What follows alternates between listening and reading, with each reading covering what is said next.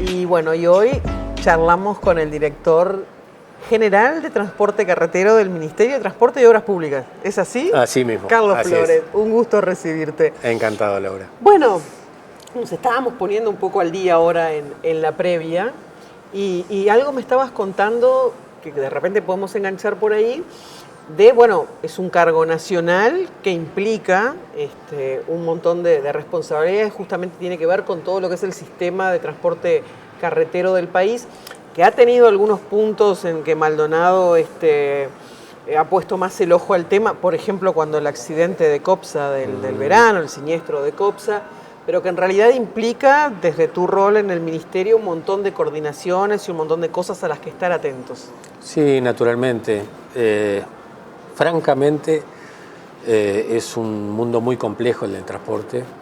La Dirección General de Transporte por Carretera del Ministerio de Transporte y Obras Públicas abarca no solo el transporte de pasajeros, sino también el transporte de cargas, y en todas sus modalidades, ¿verdad? En cargas, en lo que refiere al transporte nacional e internacional, y en pasajeros también, en lo que refiere al transporte nacional e internacional, pero además en lo que refiere al transporte interdepartamental, al transporte metropolitano, al transporte regular, esto es las compañías que hacen las líneas que ya tienen asignadas, concesionadas, pero además de eso, todo lo que significa lo que nosotros llamamos el transporte ocasional de pasajeros, que vienen a hacer las excursiones, etcétera, donde hay ahí un mundo enorme de normativa aplicable, de controles, de fiscalización, de sanciones y una dinámica del propio sector, fundamentalmente en los últimos tiempos, con esto de los cambios en lo que tiene que ver con la matriz energética y el comportamiento de los ciudadanos, además agregado por la pandemia que todos sufrimos, bueno, nos hace de todo esto un desafío bien importante que nos enriquece en lo personal porque es una gestión directa, pero que además implica una gran responsabilidad por la importancia que tiene, ¿verdad? La logística del transporte en todos los ámbitos de las actividades productivas y comerciales del país. Pero además, a ustedes en el ministerio tuvieron de alguna manera un coletazo inesperado que fue al fallecer Jorge Larrañaga, es decir, habían arrancado con un equipo, un ministro, lineamientos, estaban preparando cosas muy importantes en ese momento, tenían otros proyectos muy macro y pesados casi iniciando o algunos ya con el puntapié más que dado. Fallece Larrañaga y bueno, y el ministro de Transporte pasa a ser el ministro del Interior y entonces tiene que asumir Falero, que digo, eso también les generó, más allá de la pandemia, que como decimos siempre, no dejó terminar de sentar a nadie en las sillas en marzo y impuso a la fuerza otra cuestión. ¿Cómo repercutió en el equipo del ministerio y cómo hicieron rápidamente para seguir con ese cambio? Sí, afortunadamente, hay que decirlo, nos encontramos con un plantel de funcionarios que han sido en todo momento leales a la institución y que han sabido responder primero un cambio de signo político de la administración a nivel del gobierno nacional, pero en concreto en el Ministerio de Transporte. Y a su vez hemos logrado consolidar un equipo con las nuevas jerarquías del Ministerio a partir de ese cambio de administración, en donde se trabaja en equipo desde el ministro hacia abajo, digamos, en todos los niveles.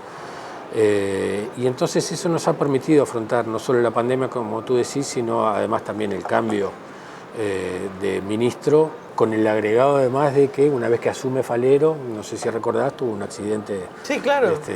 De salud que le impidió además asumir, y estuvo unos meses el ministerio a cargo del subsecretario Juan José Olaizola, quien como parte integrante del equipo también ha dado muestras de solvencia y bueno, y nos ha permitido desarrollar. Así que francamente venimos trabajando muy cómodos, a pesar de que, bueno, en este marco de gobierno de coalición, algunos pertenecemos a unos partidos políticos que la integran, otros a otros, pero ya te digo, hay jerarcas del Partido Nacional, del Partido Colorado como yo, de Cabildo Abierto, y donde hemos consolidado un equipo de trabajo que nos ha permitido afrontar esas crisis fenomenales, históricas, que como nunca había sufrido, porque ni siquiera en la crisis del 2002 se había llegado a esos niveles tan críticos de poca venta de pasajes y de inactividad del sector, fronteras cerradas, con lo que eso implicaba, ¿verdad?, para el transporte, por ejemplo, internacional de pasajeros, tanto en las líneas regulares como en las ocasionales, las excursiones, el llamado a casa, que impedía que la gente viajara no solo en excursiones, sino también en las líneas interdepartamentales y metropolitanas. Es decir, una crisis tremenda, pero que, bueno, que encontró ahí un equipo de gobierno comprometido, más allá de los diferentes componentes por ser integrantes de distintos partidos que integran la coalición, que nos ha permitido afrontar esta situación. Yo recuerdo, por ejemplo, que cuando empezó la pandemia y enseguida vimos el impacto, vos decías, recién hablabas de la venta de boletos, ¿no? Sea el transporte departamental, el suburbano, el interdepartamental, el nacional. Había gente que decía, bueno, hay empresas de transporte de cualquiera de esos rubros, digamos, que no van a sobrevivir. Y sin embargo, a pesar de todo, sobrevivieron. ¿Qué rol jugó el ministerio en ese momento, más allá de lo que hayan hecho las intendencias, que sabemos actuaron de distinta manera, con subsidios, con cosas, pero digamos, en lo macro y en lo nacional, para permitir que, bueno, que hoy, además, que es otra de las cosas que me gustaría que me comentes, cómo estamos comparando con la prepandemia en cuanto al volumen de la actividad, ¿no? Sí, fundamentalmente desde el lado de la empatía, ¿verdad? Poniéndonos en el lugar de los trabajadores y de los empresarios del sector, en el entendido de que de la noche a la mañana se vieron sin posibilidad de vender sí, pasajes, nadie viajaba en ómnibus. Viajar, y bueno, desde ese lado, con una flexibilización en lo que refiere a el cumplimiento de los horarios, de los turnos y demás, con una racionalización, pero con un agregado, que por un lado era entendible que no salieran a circular los ómnibus vacíos, pero por otro lado había que trasladar gran parte de la población, entre otras cosas, para atender la pandemia. Esto sí, es y además personal de la salud. Podíamos aglomerar arriba de un ómnibus, ¿te acordás? O sea, había que buscar un equilibrio entre que las líneas no circularan vacías a pérdida de las empresas y afectación para los trabajadores, pero que tampoco se pusieran tan pocos servicios, que esos fueran colmados y se aglomerara la gente dentro de los ómnibus. Totalmente, ese es justamente el panorama con el que lidiábamos todos los días, y si se quiere hasta el día de hoy seguimos lidiando, porque si bien hemos una vez logrado salir de la pandemia, estamos paulatinamente volviendo a la normalidad, todavía no estamos llegando a los niveles prepandemia. O sea, todavía no se alcanzó la venta de lo que era boletos en la prepandemia. Estamos en un 90% aproximadamente, donde todavía quedan algunos servicios sin haberse reinstalado, son muy poquitos. Ahora, ¿qué es? ¿Cambió la conducta de la gente? De repente hay gente que en este tiempo se acostumbró a usar otro medio de transporte. Gente que se mudó. El otro día hablábamos, por ejemplo, con Hernán Ciganda, que es otro de los cargos nacionales del ministerio, que es de acá de Maldonado.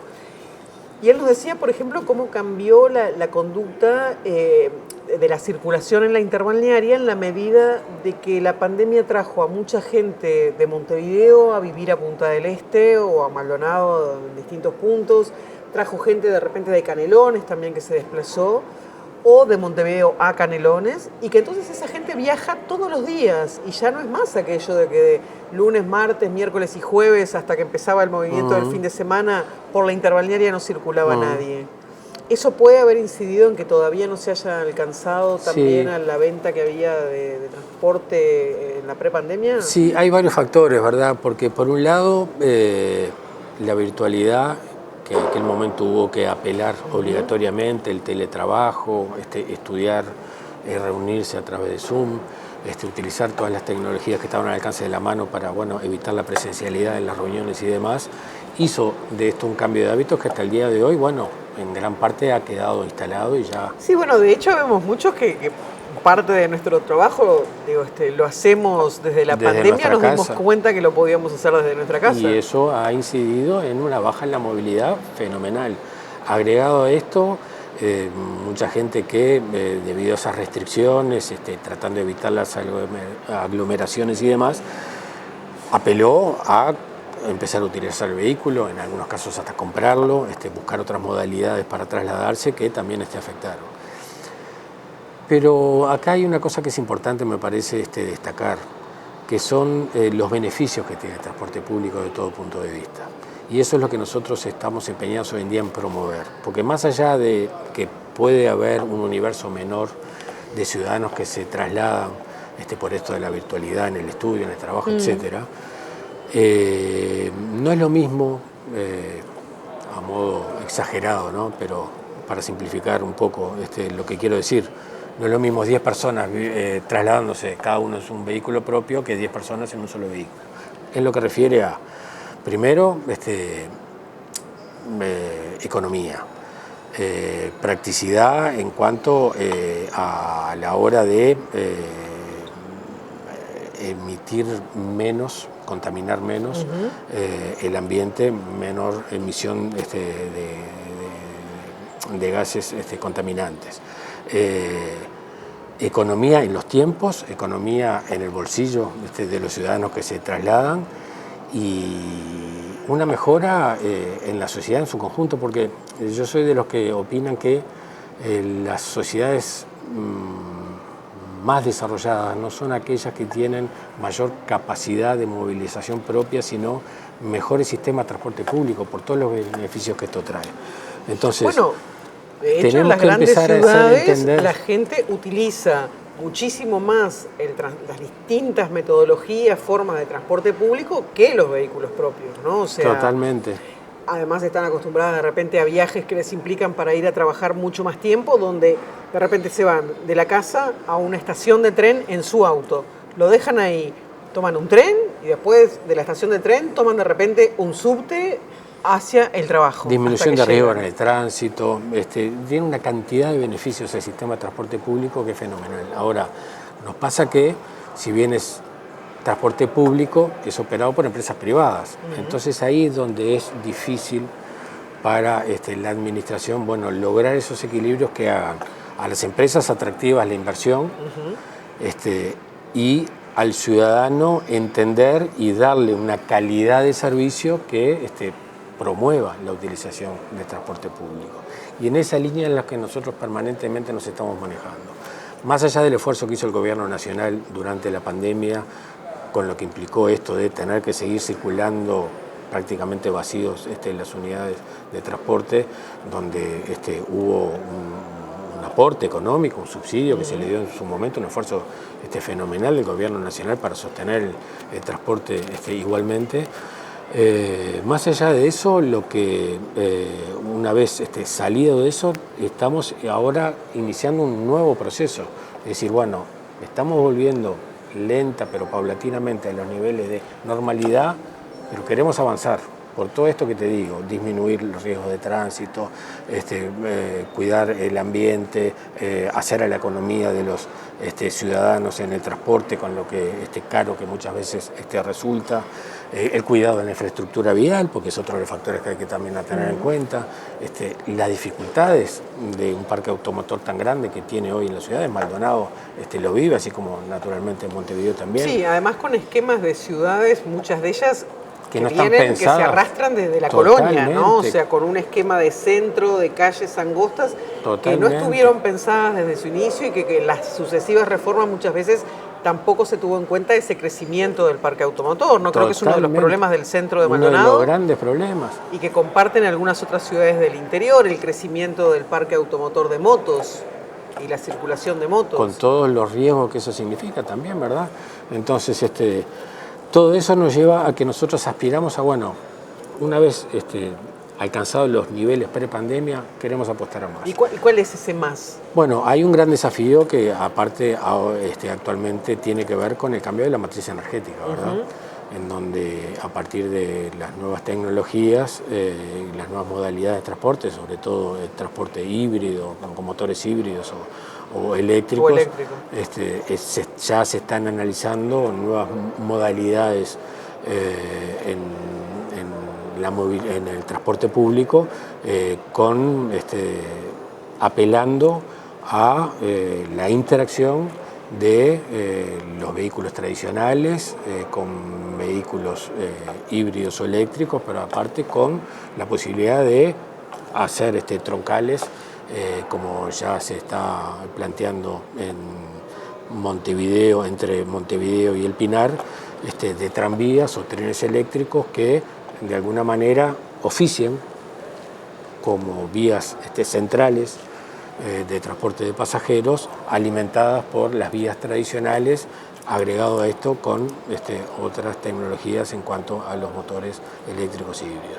Todo eso son procesos de cambio que ya estamos pensando, que ya estamos evaluando, que ya se está pensando cómo financiar y que van a implicar cambios fenomenales en el transporte y que nos van a permitir además, bueno, intentar promover la utilización del servicio de transporte público con todos estos beneficios que yo te decía anteriormente, ¿verdad? Y enredándolo con esto, quiero ir a un caso puntual, porque tiene que ver además con los controles que vos decías hoy, que el área donde tú estás en el ministerio hace, tiene que ver con esto del sistema de transporte público y tiene que ver con la confianza del usuario. Entonces quiero ir a tomar como ejemplo el siniestro del bus de Copsa.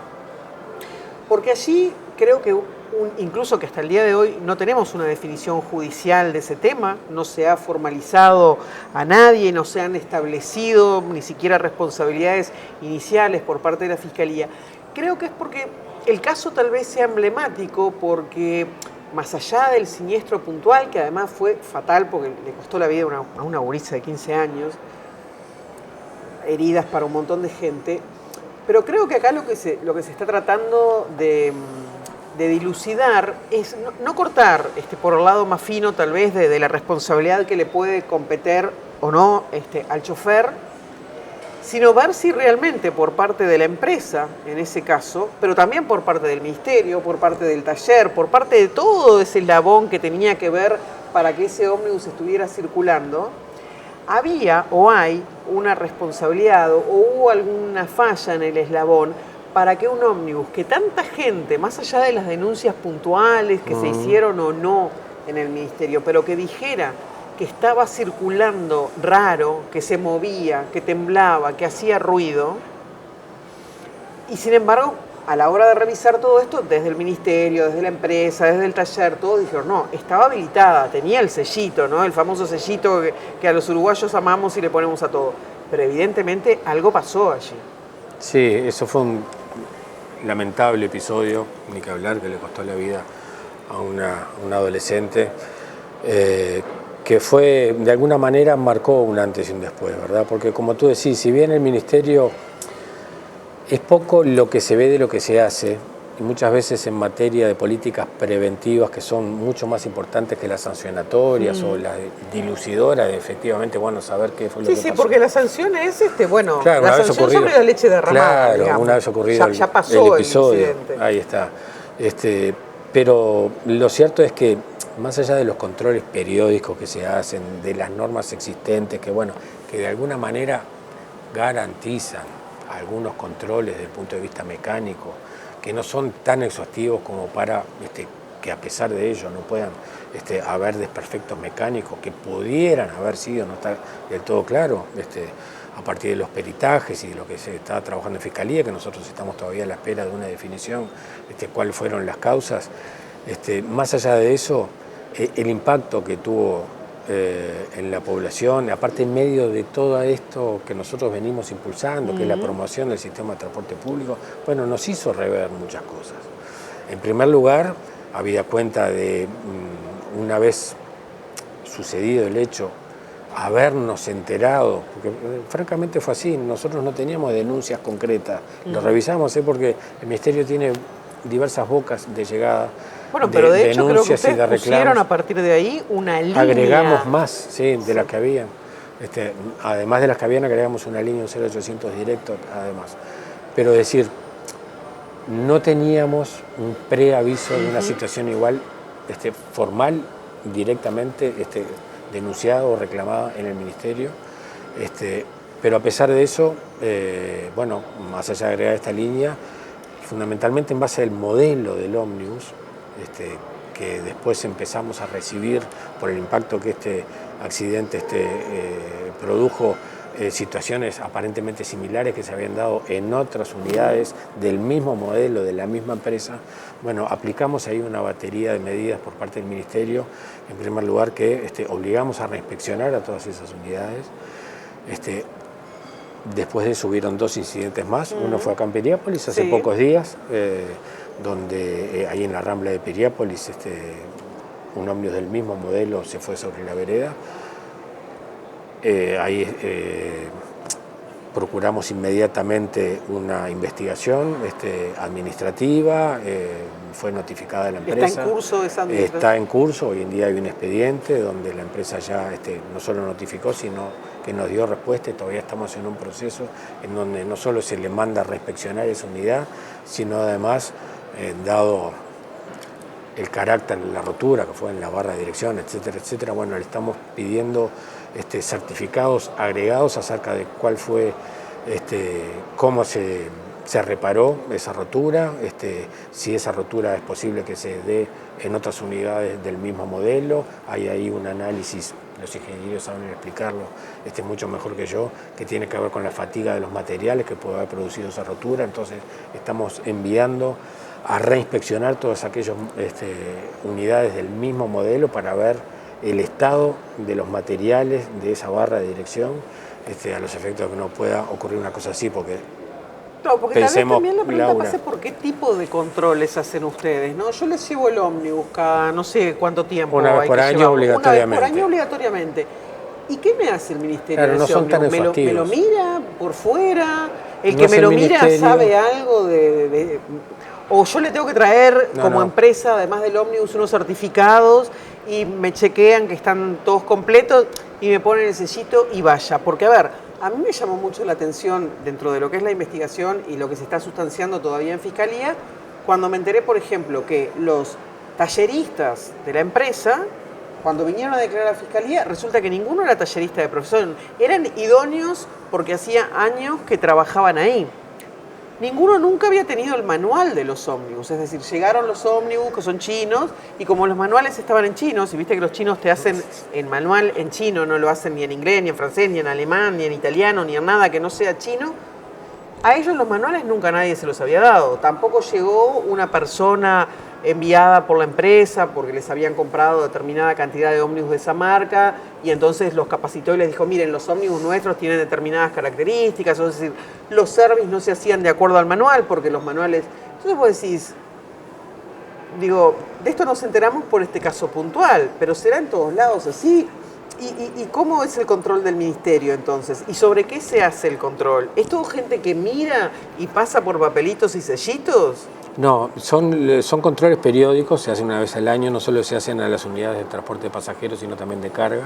Tienen la obligación de una vez por año, si no, no se les da el permiso nacional de circulación y no pueden circular. Y si circulan, naturalmente se los sancionan, están en falta con todo lo que esto acarrea. Pero son controles no tan exhaustivos.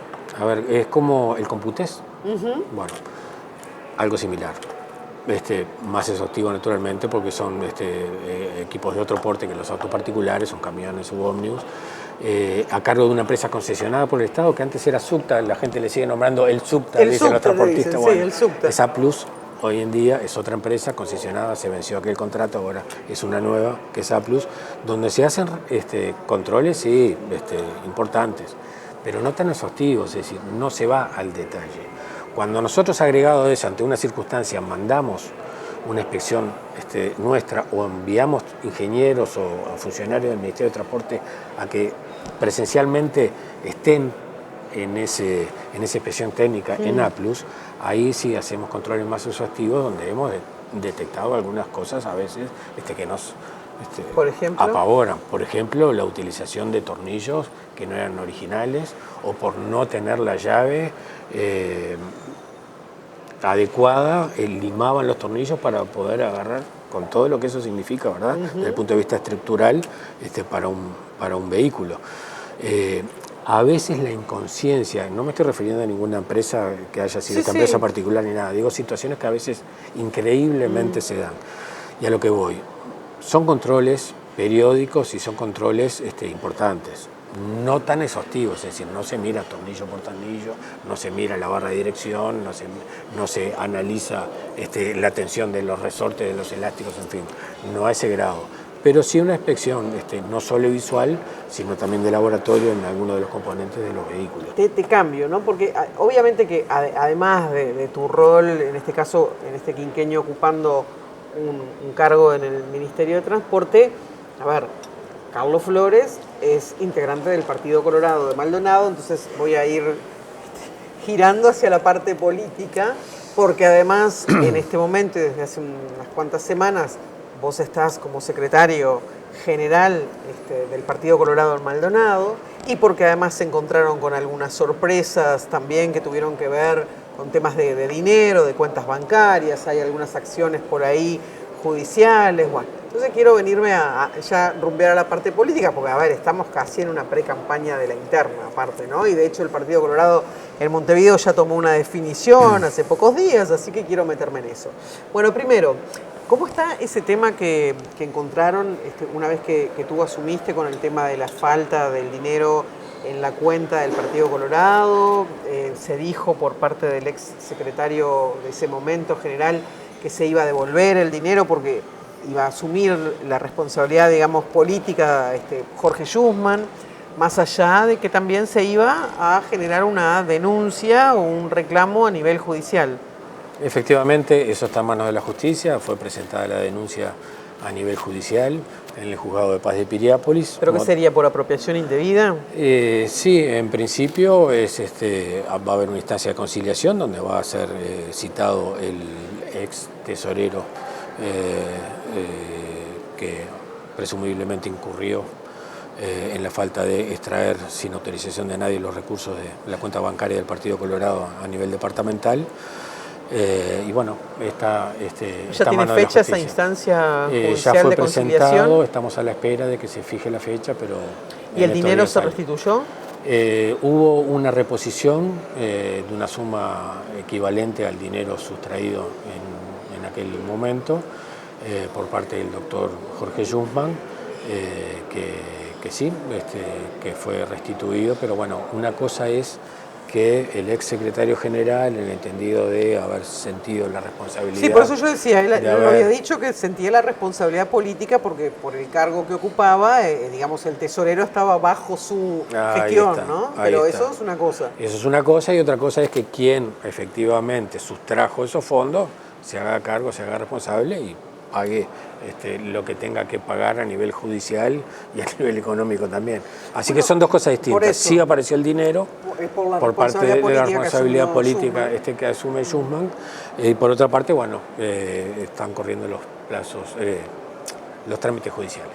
El Partido Colorado, viene enfrentando una realidad en Maldonado desde hace un tiempo, que es una baja sensible en los votos, que se ha traducido, por ejemplo, a nivel local en una menor representación en la Junta, al punto que llegó a haber un periodo en que no estuvo presente. Tenemos un periodo con un solo edil, cuando en algún momento, digamos, bueno, no solamente que el Partido Colorado tenía una tradición de gobiernos antes de Burgueño y antes de la dictadura, pero después incluso lo ganó Benito, lo ganó el Partido Colorado, el gobierno después de la democracia. Hay mucha gente que como... Departamento toda la vida Colorado hasta Benito Stan. Claro, exacto. Y hay mucha gente que hoy en día piensa que Maldonado siempre fue blanco. Totalmente. Cuando en realidad Maldonado hasta Burgueño básicamente era un departamento siempre, donde ganaba el Partido Colorado. Así es. Que hoy sí, no sé, habría que preguntarle a Tabaré Viera qué es lo que pasa por ahí por Rivera, porque es como que el único reducto Colorado. Tierra Santa para nosotros. Claro, para ustedes es como ir a peregrinar a esta altura en la Tierra Santa, pero es el único reducto Colorado que queda en el país. Pero bueno, a ver, ¿cómo lo ves en esta realidad que es complicada, ¿no? En Maldonado, donde además también tuvimos un episodio en este quinquenio que vinculó a otro de los cargos políticos que tenía Maldonado dentro del cuadro nacional de la coalición, que fue el alejamiento de Germán Cardoso como ministro? Entonces, ¿cómo la ven ustedes? Bueno, decirte que no la vemos con preocupación es mentirle y tomarle el pelo a quien nos pueda ver en esta entrevista. Francamente, como tú decís, el departamento de Maldonado fue históricamente colorado, hasta el último gobierno colorado de Benito Stern, después de la dictadura. Y algo pasó, motivo por el cual la gente dejó de elegirnos. Hemos logrado tener representación parlamentaria, tener representantes del Partido Colorado en el Parlamento, representando al departamento en nombre del Partido Colorado, por restos, es la verdad. Y francamente los últimos acontecimientos no nos hacen nada bien. Ahora, yo creo que estamos en un proceso de renovación importante. A partir de la aparición de nuevas agrupaciones políticas a nivel departamental, y no me refiero solo a la nuestra, al sector ciudadano, que es... Sí, que ustedes también tuvieron su golpe, ¿no? Porque se armó, tuvieron una buena votación, Talvi, ministro de Exterior, Talvi se fue. Se fue, dejó el liderazgo del sector, totalmente.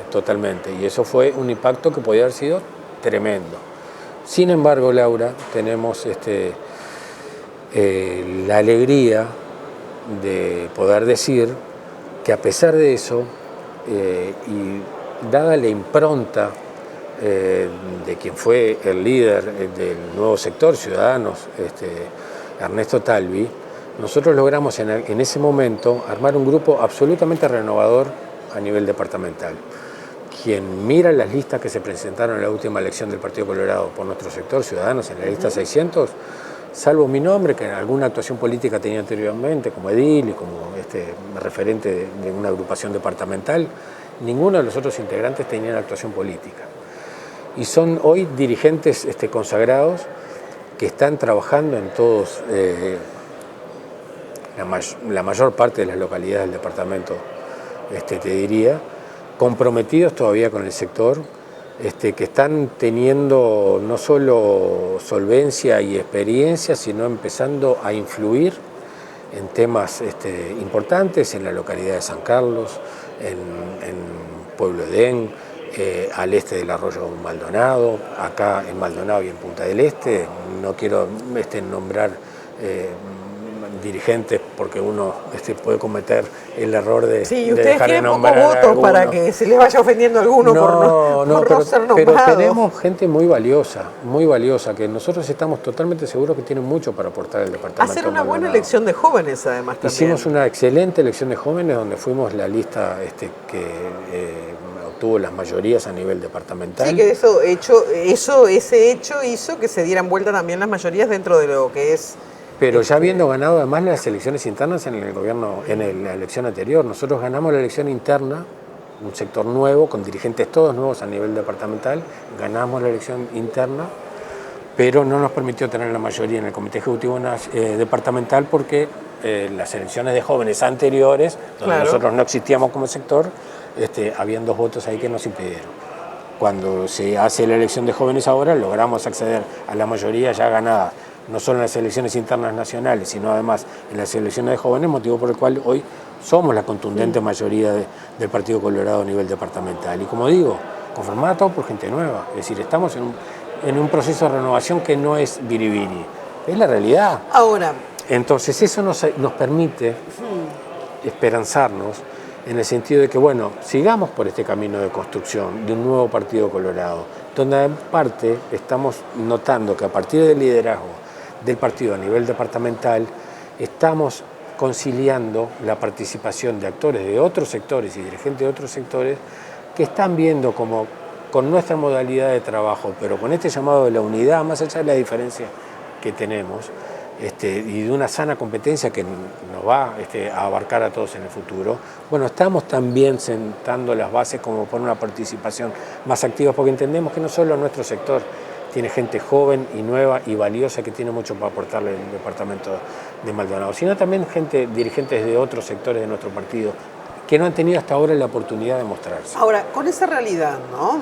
Y con todo lo que implica de pesado también para los dirigentes y para las estructuras partidarias, la elección interna, por ejemplo, ¿no? Que es la primera que tenemos y que es la que en definitiva da convencionales, nacionales y departamentales, digámoslo así, para después elegir los candidatos a presidente, la fórmula y los candidatos a intendente. Más todo lo que va en el medio. El Partido Colorado en Maldonado, por ejemplo, está pensando en la posibilidad de hacer algún acuerdo y llevar candidatos comunes tipo de coalición, algo que no todo el Partido Nacional tampoco está de acuerdo, o está pensando igual en mantener un camino propio con los dirigentes que sea, que surjan, no sé si de las urnas, de los acuerdos, de las uniones? Hoy tenemos la experiencia de un gobierno de coalición a nivel nacional, que es bien importante, ¿verdad? Que nos marca dos cosas. Primero, que es una herramienta muy válida. Yo mismo pertenezco a un organismo público, mi cargo de dirección en el Ministerio de Transporte y Obras Públicas, soy el único del Partido Colorado, donde el resto de los jerarcas de la administración son o blancos o en algún caso de cabildo abierto. Y hemos logrado conciliar el trabajo de una manera muy participativa, sin mezquindades, sin cuidados de chacra, pensando en lo alto, en las cosas que hay que hacer. Y así eso que yo vivo en el Ministerio de Transporte y Obras Públicas se replica en todos los organismos públicos. Es decir, la herramienta es útil, es válida, ha sido muy beneficiosa para el país. Entonces nosotros pensamos, ¿por qué no deberíamos replicarla en los gobiernos departamentales también? ¿Lo han conversado con dirigentes blancos, con el intendente, con algún otro dirigente blanco local, el senador Rodrigo Blas? No sé, ¿han hecho algunos contactos ya? Se han hecho contactos. Yo tengo en este tipo de circunstancias, como en esta entrevista, tengo un triple rol, ¿verdad? Porque por un lado soy el secretario general del Partido Colorado, por otro lado soy el candidato, fui el candidato, vengo a liderar un sector del Partido Colorado como es el sector ciudadano. Por otro lado tengo mi opinión personal acerca de todas estas cuestiones.